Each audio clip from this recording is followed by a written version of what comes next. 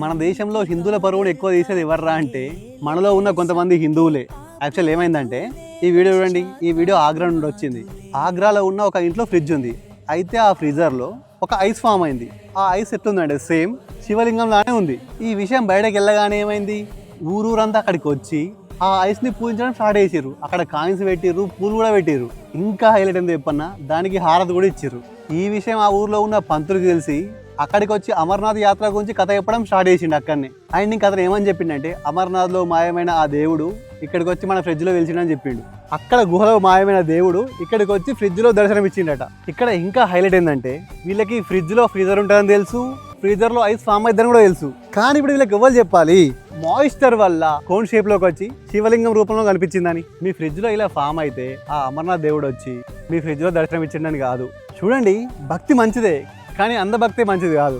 మీరు కనుక ఇలా ఉంటే ఎప్పుడు ఎవడో ఒకడు వస్తాడు, మిమ్మల్ని మోసం చేసుకుంటూనే ఉంటాడు.